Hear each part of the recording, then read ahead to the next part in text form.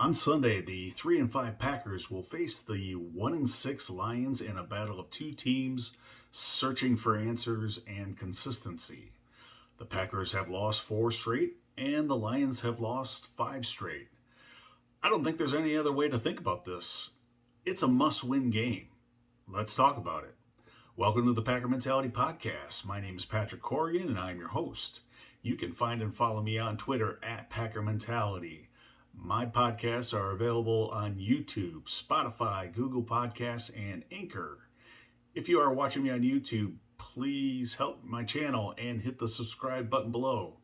Thank you for joining me. I really appreciate that you're here.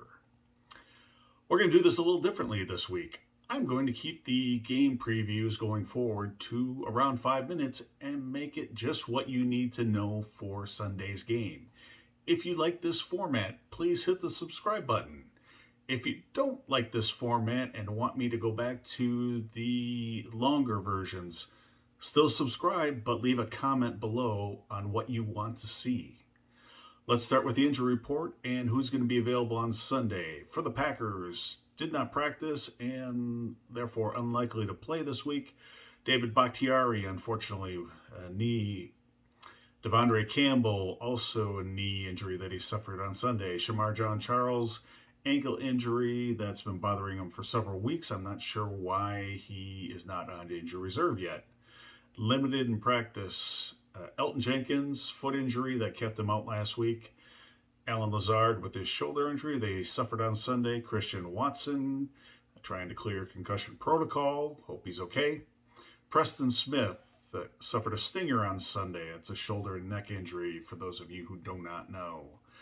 Aaron Rodgers, his thumb seems to be feeling better. He practiced on Wednesday for the first time in a while. Mercedes Lewis getting veterans rest. For the Lions, unlikely to play. I'm just going to read off last names because a lot of you probably don't even know who these guys are. I honestly don't know who some of these guys are.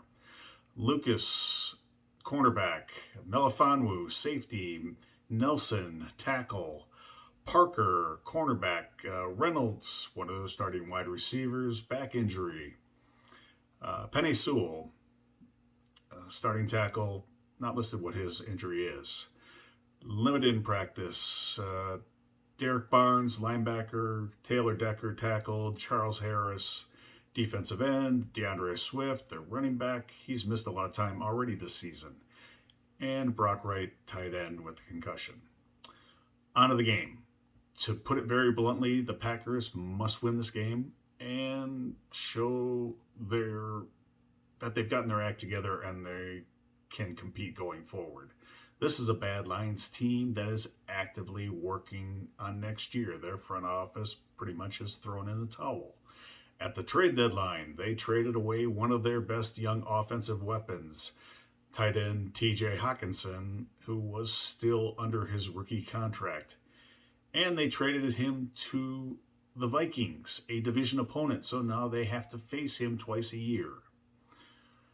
The Lions defense is the worst in the NFL, and it's not even close. The Packers offense should be able to move the ball on the ground and through the air.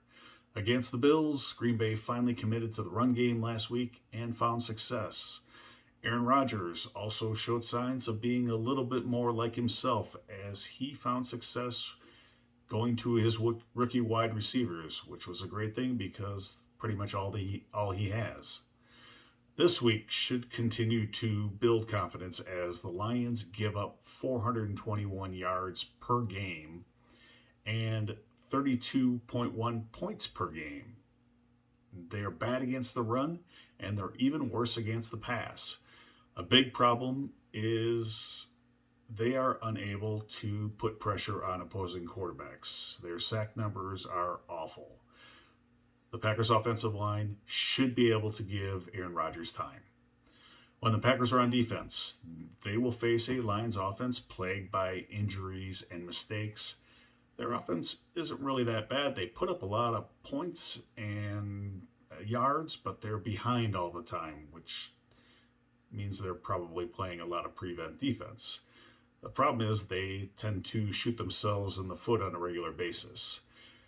DeAndre Swift, their starting running back, he's missed a lot of time, and odds are he won't play, which means Green Bay will see an old friend in Jamal Williams running the ball. Now, regardless of the defensive scheme, whether they're playing zone or press man, I believe the key for the Packers defense is going to be up front with their front seven, putting pressure and rushing Jared Goff and force him to make mistakes.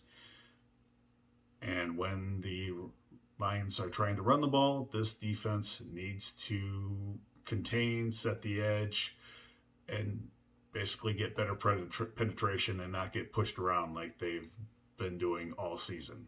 Just have to play better on the defensive line. I will be back with a gut reaction after the game. If any news breaks before then, you'll get another video. Until then, have a great rest of your week. Be safe, be good to one another, and go Pack Go.